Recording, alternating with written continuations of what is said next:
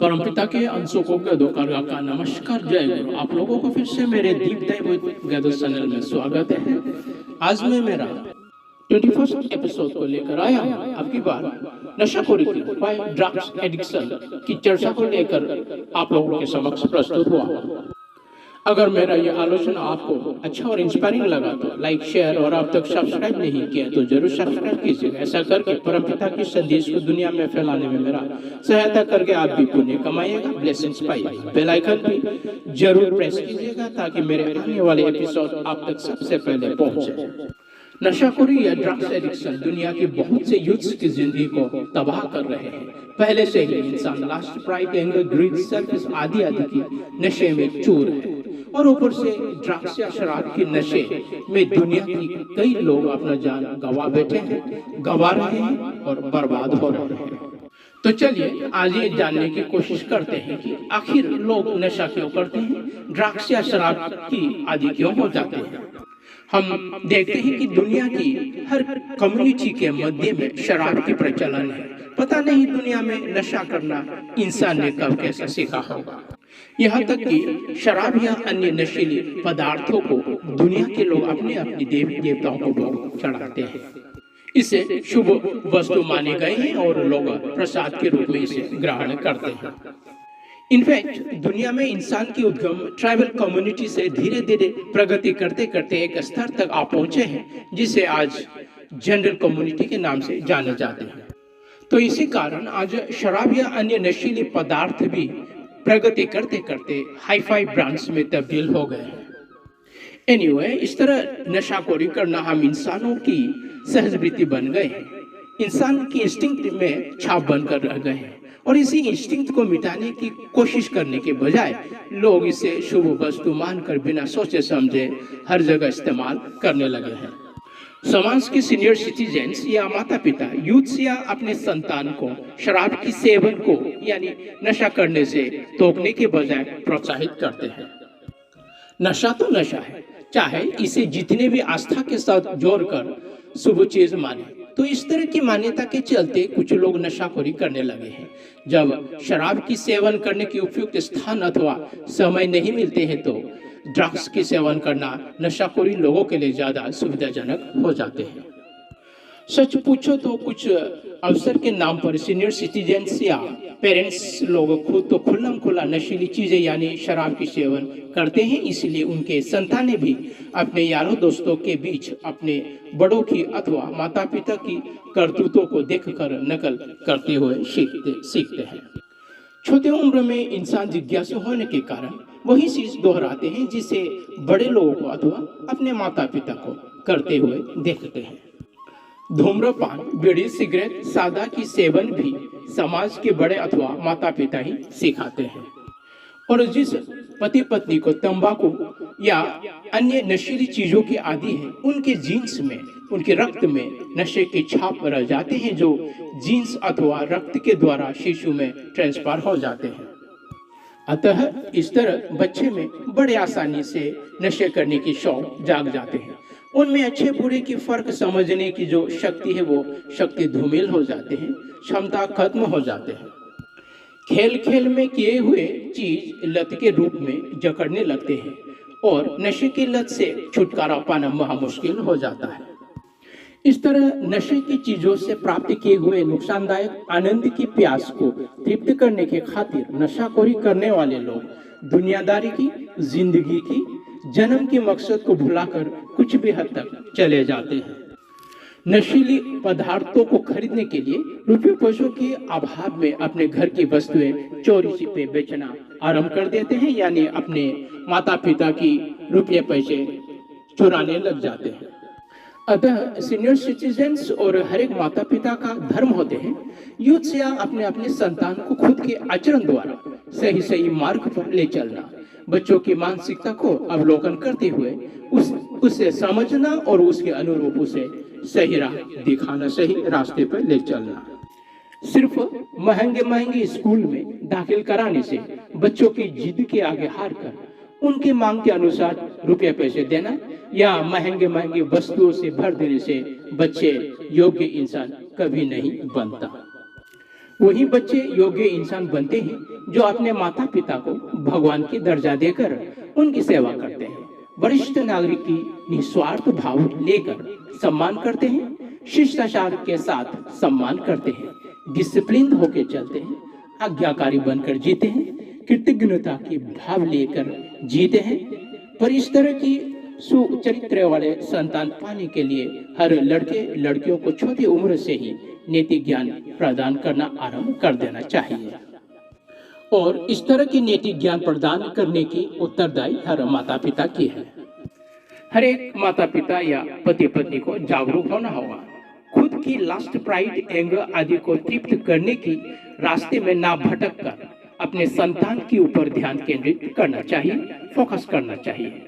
हर पति पत्नी को यह सदा याद रखना चाहिए कि उनके समागम से जो बच्चा दुनिया में आए हैं वो परमपिता की इच्छा से हुए हैं। परमपिता ने उन्हें सच्चे इंसान बनाने की जिम्मा दिए है और अगर हर माता पिता अपने उत्तरदायित्व को सटीक ढंग से निभाने में असफल होते हैं तो उस पाप की भागीदारी वही है और कोई नहीं। समाज में रह रहे वरिष्ठ नागरिक लोग भी एक सभ्य समाज को गठन करने की बेड़ा नहीं उठाते हैं तो ऐसे वरिष्ठ नागरिकों पर धिक्कार है, क्योंकि अपने उत्तरदायित्व को बड़ी निष्ठा के साथ नहीं निभाने के कारण ही समाज के युवा युवती बिगड़ जाते हैं। वरिष्ठ नागरिकों को ये पता होना चाहिए कि समाज में रह रहे एक भी बच्चा अगर बिगड़ जाते हैं तो समाज में रह रहे हर एक वरिष्ठ नागरिकों की उत्तरदायी है। बाय द वे कहते हैं necessity is the mother of invention. जब तक इंसान को जरूरतों की एहसास नहीं होता तब तक इंसान की दिमाग नहीं चलता और जब दिमाग नहीं चलते हैं तब तक दिमाग खुलते नहीं। जब इंसान को जरूरतों की चीज बिना कोई दिक्कत के प्राप्त हो जाते हैं तब दिमाग काम करना बंद कर देते हैं और जब दिमाग काम नहीं करते हैं तब दिमाग खाली रह जाते हैं। कहते हैं ना कि empty brain is devils workshop. जरूरी है कि हर इंसान को अपने सतगुरु या ईश्वर को दिलो दिमाग में बसाए रखकर कर्म करना चाहिए, क्योंकि ऐसा ना करने पर इंसान को सही सही रास्ते का पक्का ज्ञान नहीं होता। इसलिए अगर कोई गुरु विहीन इंसान अमीर बन जाते हैं तो उसमें हवस, अहंकार, क्रोध, लालच आदि जैसे अवगुण खुद कर भरे हुए होते हैं, बिल्कुल स्वार्थी बन जाते हैं। एनीवे, जहाँ तक बन पड़े हर एक माता पिता को ये कोशिश करना चाहिए कि बच्चों की अनप्रोडक्टिव मांगों को पूरा ना करें। अगर ऐसा करेंगे तो बच्चों को वस्तुओं की वैल्यू समझ में आ जाएगा, महत्व समझ में आ जाएगा। बिना मेहनत के अर्जित की हुई चीजों को इंसान खास महत्व नहीं देता और इंसान का फितरत ऐसे ही होते हैं। इनफैक्ट वो इंसान नालायक होते हैं जो अपने माता पिता की धन संपत्ति पर ऐश करते हैं, क्योंकि मेहनत इंसान को दर्द, दुख और तकलीफ देता है और यही दर्द, दुख और तकलीफ इंसान को जीवन की एहसास दिलाते हैं, दोस्त रिश्तेदारों की याद दिलाते हैं, महत्व को समझाते हैं, एक दूसरे के नजदीक जाना सिखाते हैं और इस तरह एक दूसरे से प्रेम करना सिखाते हैं, मिलजुल कर रहना सिखाते हैं।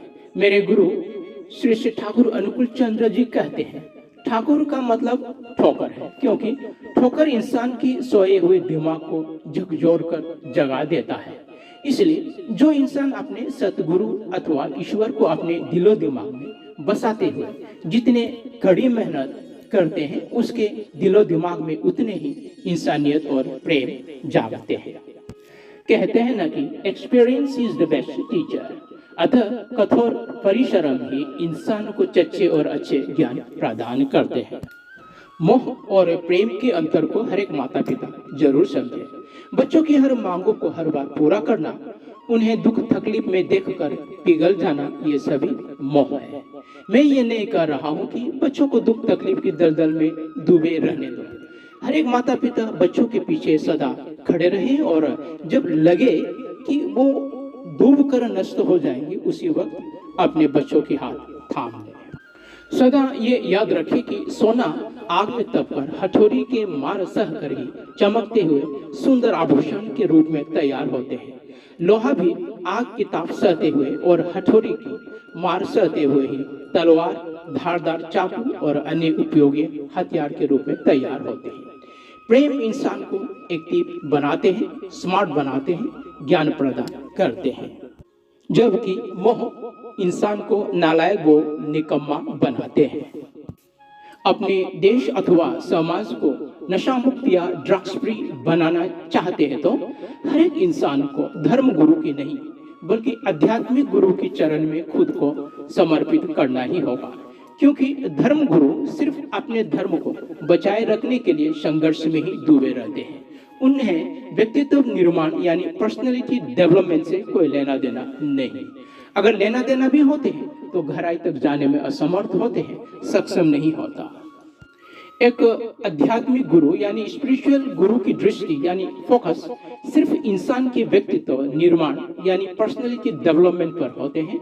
यही कारण है कि सिर्फ धार्मिक लोगों की तुलना में स्पिरिचुअल गुरु से जुड़े रहने वाले लोग ज्यादा रैशनल, ब्रॉड माइंडेड, ज्ञानी और सिविलाइज होते हैं। अतः स्पिरिचुअल गुरु से जुड़े रहने वाले लोग धर्म के मतलब को बेहतर ढंग से समझते हैं, जबकि सिर्फ धार्मिक वालों और नास्तिक लोगों में खास अंतर नहीं होता, क्योंकि ये दो तरह के लोग अज्ञानता के चलते कट्टरवादी होते हैं अपने सोच विचार के ऊपर। इस तरह के लोग खास सिविलाइज नहीं होता। पर ध्यान रहे, अपना गुरु उसी को बनाए जो वसुदेव कुटुंबकम की ज्ञान देते हैं, यानी इस यूनिवर्स को एक परिवार कहकर समझाते हैं, नहीं तो भटक जाना तय है। उसी को अपना गुरु बनाए जो दुनिया की हर धर्म, प्रोफेट्स और सतगुरु को एक जैसा प्रेम करते हैं, सम्मान देते हैं। वास्तव में नशा करना पाप है ये कोई मानता नहीं, इसलिए नशीली चीजों की सेवन बेधड़क होते रहते हैं। जिसे ज्ञान हो जाते हैं कि नशा करना पाप है, वो नशा करना बंद कर देते हैं। चलिए ये समझने की कोशिश करते हैं कि नशीली वस्तुओं की सेवन करना क्यों और कैसे पाप होते हैं। पहले तो पाप क्या है, हम इसे समझ लेते हैं। जो काम करने से या सेवन करने से हमारे खून को उत्तेजित करते हैं और उस उत्तेजना के कारण इंसान की बुद्धि भ्रष्ट हो जाते हैं, यानी दिमाग नॉर्मली एक्टिव नहीं रहकर किसी दूसरे वस्तु के द्वारा संचालित होते हैं, जिसको सेवन करने के बाद दिमाग अच्छे बुरे की फर्क को समझने में असमर्थ हो जाते हैं, जिसके उपयोग से या जिस काम को करने से मन अपने भीतर की lust, pride, anger, envy, gluttony, greed, sloth, selfish etcetera की बेड इफेक्ट को समझने में नाकाम हो जाते हैं। ऐसा काम करना और सेवन करना ही पाप है, क्योंकि इस तरह की अज्ञानता विनाश को आमंत्रित करते हैं और जो परमपिता की बनाई हुई चीजों को नष्ट करने के कारण बनते हैं वही पाप है, और जो काम एग्जिस्टेंस को सपोर्ट करके ग्रोथ एंड डेवलपमेंट होने देता है वही पुण्य है। अतः जब हम इस नजरिए से देखते हैं तो शराब अथवा ड्रग्स इंसान की सही ढंग से सोचने, समझने और फैसला करने की शक्ति को नष्ट कर देता है। ऊपर से सेहत पर भी बुरे असर डालते हैं। अपने शरीर को गलत काम या गलत सेवन के द्वारा खराब करने की इंसान को कोई अधिकार नहीं, क्योंकि इस देह को परमपिता ने उसके काम में लाने के लिए बनाया है।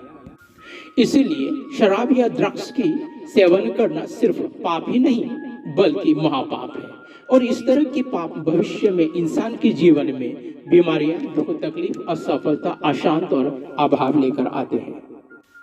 Thank you for being with me. जय हिंद, जय भारत।